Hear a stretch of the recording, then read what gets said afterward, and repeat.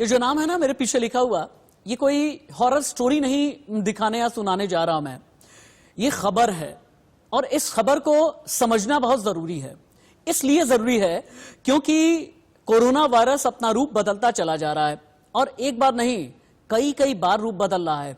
एक हफ्ते में इसका जो रूप, इसकी संरचना या फिर यूं कहें इन्फेक्शन का जो रेट बढ़ने लगा है ना, ये पूरी दुनिया को इसने डरा दिया है। कैसे डरा है आप समझें। कोरोना का नया नया स्ट्रेन एक के बाद एक आता जा रहा है। ब्रिटेन में पहले यह पता चला कि हफ्ते भर में स्ट्रेन परिवर्तित हुआ, उसके बाद पता यह चला कि एक नए स्ट्रेन के बारे में पता चला। लेकिन स्ट्रेन ने किस तरह से बढ़ाई ये टेंशन आपको बताएंगे। महीने में 2 बार रूप बदलने लगा है कोरोना। इच्छाधारी कोरोना से वैक्सीन लड़ पाएगी या फिर नहीं, यह बड़ा सवाल है। 75 गुना खतरनाक है कोरोना 2.0 और इसीलिए पहली बड़ी खबर, केरल में कोरोना के नए स्ट्रेन का खतरा सामने आया। केरल के कोझिकोड में कोरोना के स्ट्रेन में बदलाव मिला है। स्ट्रेन में आए बदलाव पर एक्सपर्ट रिसर्च करने में लगे हैं। अब पूरे केरल में सर्वे कराने की तैयारी है। केरल का नया स्ट्रेन यूके के स्ट्रेन जैसा नहीं है, तो स्ट्रेन में आए बदलाव पर एक्सपर्ट रिसर्च कर रहे हैं। अगली ब्रेकिंग न्यूज, नए स्ट्रेन की वजह से पश्चिम एशिया में नियम बहुत सख्त कर दिए गए। इराक ने इंग्लैंड की यात्रा पर पाबंदी लगा दी। तुर्की आने वाले विदेशियों के लिए नेगेटिव रिपोर्ट अपने साथ में रखना जरूरी है। इस वक्त की बड़ी खबर है, पश्चिम एशिया में बहुत सख्ती नए स्ट्रेन को देखते हुए लगाई जा रही है। अगली ब्रेकिंग न्यूज डालें, केरल में ब्रिटेन से आए 8 लोग कोरोना पॉजिटिव पाए गए हैं। पॉजिटिव पाए गए लोगों ने के नमूने जांच के लिए पुणे भेजे गए हैं। ये अभी की ब्रेकिंग न्यूज है। केरल में ब्रिटेन से आए 8 लोग कोरोना पॉजिटिव पाए गए हैं।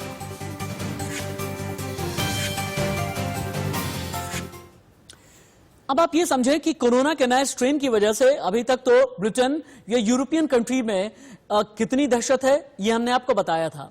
पश्चिम एशिया के अलग अलग मुल्कों में कितना डर है ये भी दिखाया था।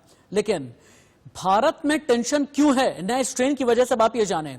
इसके पीछे की वजह है, ब्रिटेन से महाराष्ट्र आए 16 यात्री कोरोना पॉजिटिव मिले हैं। ब्रिटेन से केरल लौटे 8 यात्री कोरोना पॉजिटिव हैं। ब्रिटेन से दिल्ली आने वाले 2 मुसाफिर ये भी कोरोना पॉजिटिव हैं और ब्रिटेन से इंदौर, एमपी के इंदौर जाने वाले 2 यात्री भी कोरोना संक्रमित हैं। अभी ये पता किया जा रहा है, यहीं पर रखें अभी। अब ये पता किया जा रहा है कि ये जो लोग ब्रिटेन से आए हुए थे, चाहे वो ब्रिटेन से महाराष्ट्र आने वाले, ब्रिटेन से इंदौर जाने वाले, केरल जाने वाले, अगर ये लोग कोरोना पॉजिटिव हैं तो क्या नए स्ट्रेन की वजह से कोरोना पॉजिटिव तो नहीं है। जो लोग दिल्ली आ गए हैं ये बाकियों से ना मिले, इनकी भी, इनसे जिन जिन की मुलाकात हुई है इन सभी की कांटेक्ट ट्रेसिंग की जा रही है और यही एक वजह है। कहा जा रहा है कि ये जो कोरोना है इच्छाधारी हो गया है, यानी ये रूप एक के बाद एक बदलता चला जा रहा है। लेकिन नया स्ट्रेन अभी तक भारत में तो नहीं मिला, लेकिन कहां कहां मिला है अब आपको ये बताते हैं और दिखाते हैं। ऑस्ट्रेलिया, डेनमार्क, इटली, ये 3 मुल्क हैं। फ्रांस, दक्षिण अफ्रीका, नाइजीरिया और केरल में हालांकि कहां तो ये जा रहा है कि ब्रिटेन से आए हुए लोग हैं। नए स्ट्रेन को लेकर के रिसर्च की जा रही है, लेकिन अभी तक पुख्ता तौर पर यह नहीं कहा गया है कि नया स्ट्रेन है या फिर नहीं। लेकिन नए साल से पहले ये नए रूप में काल कैसे आया है अब आप ये समझें। क्या होता है ना, हर जो जिंदा शख्स है, हर जीवित प्राणी की तरह वायरस में भी बदलाव हो रहा है। जैसे हमारे और आपके शरीर में बदलाव होता है समय के साथ। कोरोना वायरस आरएनए वायरस में अमीनो एसिड के खास सीक्वेंस से बनते हैं। जैसे फर्ज कीजिए आप एक दीवार है तो उसमें लगने वाली जो ईंटें हैं ना, ये अमीनो एसिड्स हैं। कोरोना वायरस में 30,000 बेस पेयर होते हैं। बेस पेयर की पोजीशन बदलते ही वायरस का आकार बदलता रहता है और ये वायरस 75% ज्यादा तेजी के साथ में इन्फेक्शन फैलाता है। और यही एक वजह है, कहा जा रहा है कि ये जो नई संरचना है ये ज्यादा खतरनाक है। अब कोरोना से लंबी जंग के बीच दुनिया अपने पुराने रंग में वापस लौटने की कोशिश में थी। अचानक ही कोरोना ने अपना रूप बदल करके अटैक कर दिया। कोरोना के नए स्ट्रेन की मैं बात कर रहा हूं। अब तक की रिसर्च के मुताबिक म्यूटेटेड कोरोना पहले से भी ज्यादा तेजी से फैलने की कैपेसिटी यानी क्षमता रखता है। बुजुर्ग, बच्चों के साथ साथ युवाओं को भी उतनी ही तेजी से अपना शिकार बनाता है। कुछ दिन पहले यूके में कोरोना का नया स्ट्रेन मिला, जिसके बारे में ये पुष्टि हो चुकी है कि यह स्ट्रेन पहले से 70% ज्यादा संक्रामक है यानी इन्फेक्शियस है। और इसमें भी ज्यादा चिंता की बात यह है, ब्रिटेन में ही कोरोना का 3rd स्ट्रेन भी सामने आ गया, जो और भी ज्यादा इन्फेक्शियस है, खतरनाक है।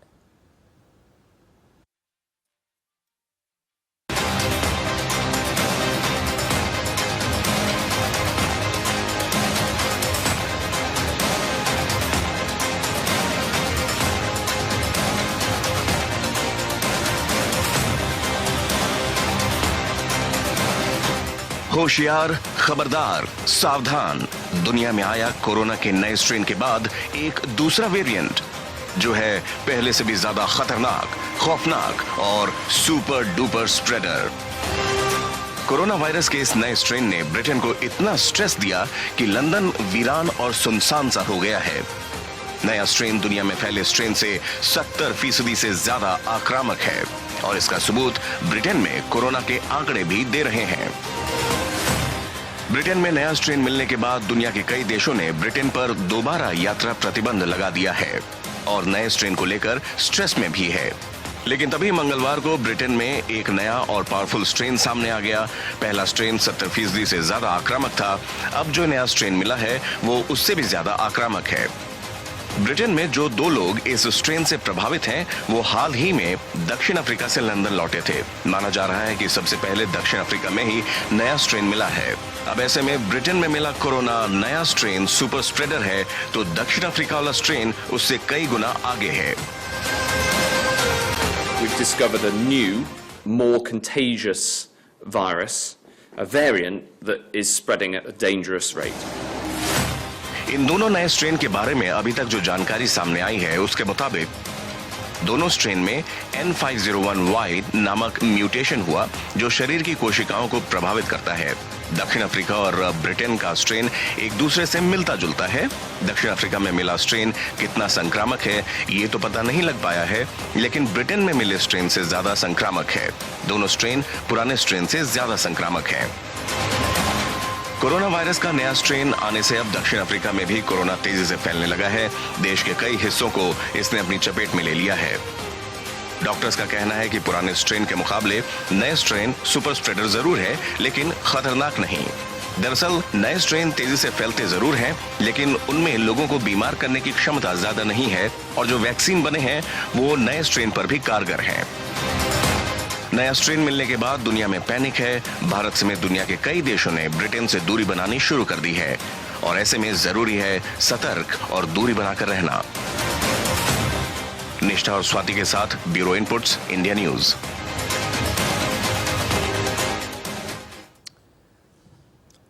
तो नए स्ट्रेन के बारे में रिपोर्ट अभी आपने देखी है, लेकिन नया स्ट्रेन बच्चों के लिए बहुत खतरनाक है। जानते हैं कैसे? ये जानने के लिए आपको एक बार फिर से दूसरे स्टूडियो में लेकर के चलता हूं जहां पर इंफोग्राफिक आपको समझाएगा सब कुछ। जो वायरस अपना रूप बदल रहा है इसकी वजह से 36 करोड़ दुनिया भर के बच्चों के लिए खतरा पैदा हो गया है। बच्चों के लिए फिक्र वाली बात आ गई है। जानते हैं क्यों? क्योंकि बच्चों के लिए अभी तक वैक्सीन बनी नहीं है या बच्चों के लिए वैक्सीन पर अभी भी काम चल रहा है, जो काम शुरुआती स्टेज में है। और जो नई म्यूटेशन हो रही है, यानी जो वायरस अपनी संरचना बदल रहा है, इससे बच्चों में इन्फेक्शन का खतरा बहुत ज्यादा हो गया है। और इसलिए डॉक्टर्स का यह कहना है कि अभी मौजूदा दौर में, जैसे शुरुआती दौर में बुजुर्गों को बचाना जरूरी था, अभी मौजूदा दौर में जो छोटे बच्चे हैं, जो न्यूली बॉर्न बेबी हैं, यानी जो नवजात शिशु हैं, उन्हें बचाने की जरूरत है। और 10 साल की उम्र तक के जो बच्चे हैं उन्हें भी बहुत ज्यादा बचाने की जरूरत है और इसीलिए आप ख्याल रखें। अगला इंफोग्राफिक आपको कुछ और भी जानकारियां देगा। इंफोग्राफिक यहां से चेंज करें। वायरस का जो अभी का रूप है और वायरस का जो पुराना रूप है, इसके बारे में हम आपको दिखा रहे हैं और बता रहे हैं। अब इसमें क्या है? संक्रमित से 5 मिनट के संपर्क में रहने पर अभी तक क्या होता था कि अगर कोई भी संक्रमित है, 5 मिनट साथ में रहते हैं तो फिर आप भी इन्फेक्शन के शिकार हो जाएंगे। लेकिन अब जो वायरस अपना रूप बदल रहा है, इसमें क्या हो रहा है? बच्चों में 30 सेकंड के अंदर ही कोरोना फैल जा रहा है। यानी पहले 5 मिनट में कोरोना फैलता था, अब 30 सेकंड में कोरोना फैल रहा है।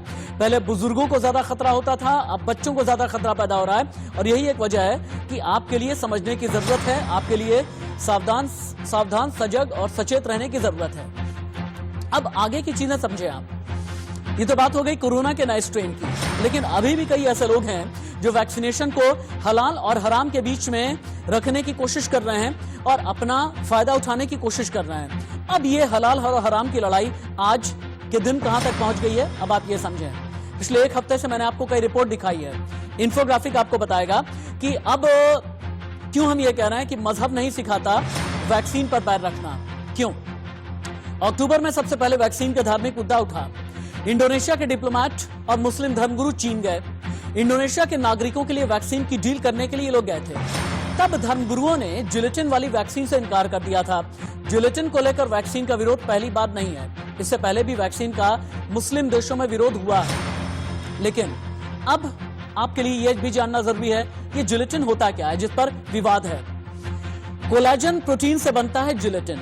इंसान और जानवरों में पाया जाता है कोलेजन प्रोटीन, इससे जिलेटिन बनता है। सुअर के मांस में कोलेजन प्रोटीन मिलता है। जिलेटिन से जेली, योगर्ट जैसी चीजें बनाई जाती हैं। दवा कंपनियों में इस्तेमाल किया जाता है जिलेटिन, और वैक्सीन के स्टोरेज को जिलेटिन बहुत ज्यादा असरदार यानी इंपैक्टफुल बनाता है।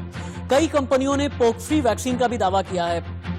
फाइजर, मॉडर्ना, एस्ट्राजेनिका की जो वैक्सीन है ये पोक फ्री होने का दावा किया गया है। कोरोना वैक्सीन में पोक जिलेटिन का विवाद बढ़ता ही जा रहा है। देश के 9 मुस्लिम संगठन कोरोना वैक्सीन के विरोध में आ गए हैं। मुस्लिम संगठन चीन में बनने वाली वैक्सीन नहीं लगवाएंगे, कई लोगों ने यह कह दिया। दुनिया के कई मुस्लिम संगठन हैं, उन्होंने वैक्सीन के खिलाफ एक फतवा भी जारी किया है। चर्चा है वैक्सीन में पोक जिलेटिन यानी सुअर की चर्बी का इस्तेमाल किया जाता है। यानी अब धर्मगुरु क्या कह रहे हैं, अलग अलग धर्मगुरुओं की राय क्या है, ये आप जाने। एक एक करके हम आपको दिखाते हैं और बताते हैं। नीचे की पट्टी गिरा दें। अब देखें आप, पहला यूएई का फतवा काउंसिल है, इसका यह कहना है कि वैक्सीन पर इस्लाम के बैन का असर नहीं होगा। फतवा काउंसिल ने यह भी कहा कि पोक जिलेटिन को दवा समझा जाए, खाना ना माना जाए। एक और ऑर्गेनाइजेशन है रब्बिनिकल ऑर्गेनाइजेशन इजराइल का, उसका कहना है यहूदी कानून में पोक के इस्तेमाल पर पाबंदी सिर्फ खाने तक ही सीमित है। और यही ऑर्गेनाइजेशन रब्बिनिकल ऑर्गेनाइजेशन इजराइल का कहता है अगर पोक का इस्तेमाल दवा के तौर पर हो रहा है तो ये किसी भी तरह की समस्या नहीं है। वहीं क्रिश्चियनिटी भी बीच में आ गई है, तो वेटिकन ने बयान दे दिया। वेटिकन का ये कहना है अबॉर्टेड भ्रूण से सेल्स यानी कोशिका पर रिसर्च के बगैर वैक्सीन बन जाए तो वो सही है। वेटिकन ने यह भी बयान दिया दवा या वैक्सीन में अबॉर्टेड भ्रूण का इस्तेमाल अनैतिक नहीं है। अगर आपकी जान बच रही है तो इसे अनैतिक के दायरे में ना रखें। 2 मिनट की एक रिपोर्ट आपको दिखाते हैं। हलाल हराम की ये जो लड़ाई है ना, मुस्लिम से होते हुए ईसाई तक किस तरह से आ गई है। रिपोर्ट।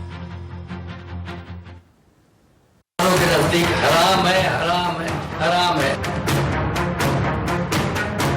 किसी भी जिस तरीके की लोग भ्रम पैदा कर रहे हैं, गुमराही और इस तरीके की अफवाहें उड़ा रहे हैं, तो इसको पर कतई ध्यान न दें।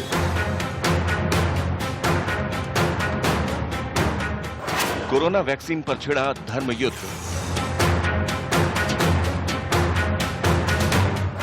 क्या कोरोना वैक्सीन है गैर इस्लामी?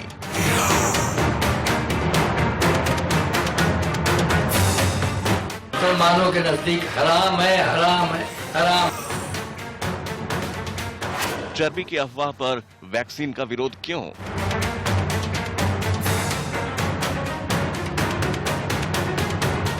क्या दवा भी हो गई मजहबी?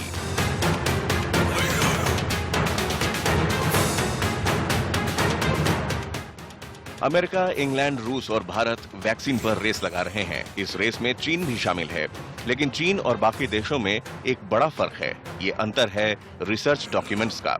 वो डॉक्यूमेंट जिसे चीन ने साझा करने से इनकार कर दिया। शक हुआ कि इस मुल्क ने सुअर की चर्बी से बने जिलेटिन का इस्तेमाल वैक्सीन में किया है। दुनिया कोरोना से तड़प रही है, लेकिन कई लोग दीन धर्म में फंसे हैं। वैक्सीन में हलाल और हराम देख रहे हैं। दुनिया को कोरोना वैक्सीन चाहिए, लेकिन देश में कुछ लोगों को वैक्सीन नहीं, पहले उसका हलाल सर्टिफिकेट चाहिए। मुंबई में तो सुन्नी मुसलमान उलेमाओं ने बाकायदा मीटिंग की और वैक्सीन के खिलाफ कही सुनी बातों पर ही फरमान जारी कर दिया। अगर उनकी तहकीक में ये बात साबित हो जाती है कि उसमें सूअर जो जिसको हम खिंजीर कहते हैं, उसका जिस्म का कोई जुज भी, चाहे उसका खून हो, उसकी चर्बी हो, उसकी हड्डी हो या उसका गोश्त हो, अगर उसमें शामिल है तो सूअर मुसलमानों के नजदीक हराम है, हराम है, हराम है।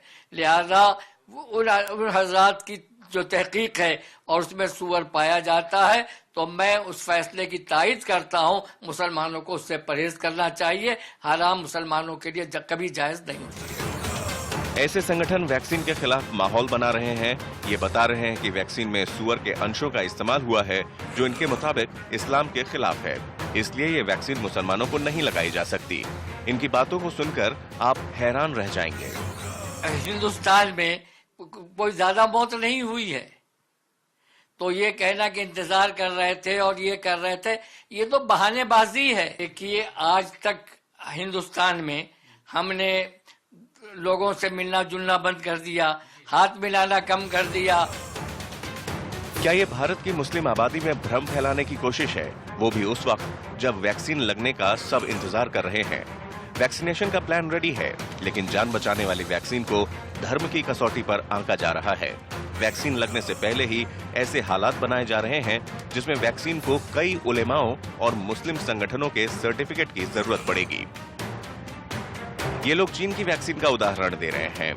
वैक्सीन पर उस बहस को आधार बनाया जो महज कुछ दिन पहले इंडोनेशिया और मलेशिया जैसे इस्लामिक देशों में उठी थी, और जिन बातों को भारत के भी कुछ मुस्लिम संगठनों ने पकड़ लिया है। जबकि अब खुद यूएई जैसे इस्लामिक देश की सर्वोच्च धार्मिक संस्था ने कोरोना वैक्सीन को सही बताया है। वैक्सीन पर हलाल और हराम के बहस के बीच यूएई की सर्वोच्च धार्मिक संस्था फतवा काउंसिल ने कहा कि अगर वैक्सीन में पोर्क जेलेटिन का इस्तेमाल भी हो रहा है तो ये इस्तेमाल भोजन के तौर पर नहीं बल्कि दवा के तौर पर किया जा रहा है। अगर कोई और विकल्प नहीं है तो कोरोना वैक्सीन को इस्लामिक नियमों से अलग रखा जा सकता है, क्योंकि हमारी प्राथमिकता इंसानों की जान बचाना है।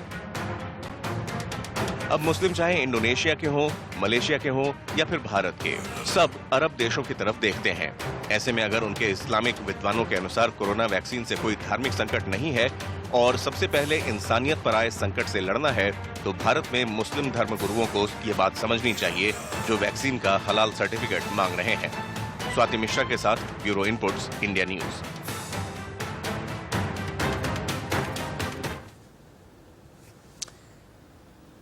WHO ने कहा है कि नया वायरस अभी बेकाबू नहीं हुआ है, इससे घबराएं नहीं। लेकिन भारत सरकार ने कहा कि नई तरह के कोरोना का कोई भी केस अभी तक भारत में सामने नहीं आया। सावधानियां बरतें, चिंता की बात नहीं है।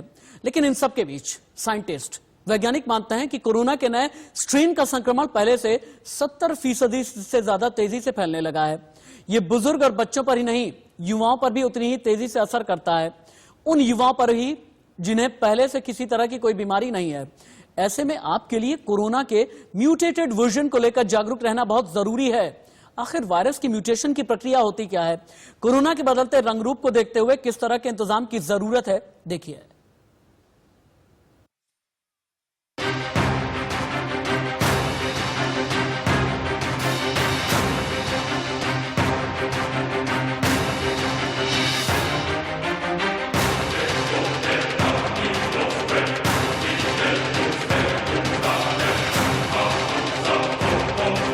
कोरोना के जिस वायरस से ब्रिटेन में आने के बाद सभी के होश उड़े हैं, वायरस से जिस वेरिएंट के सामने आने के बाद लंदन से आने वाली सभी यात्रियों पर नजर रखी जा रही है, वो वायरस कैसा है और कैसे फैलता है, आज हम आपको ये बताने जा रहे हैं।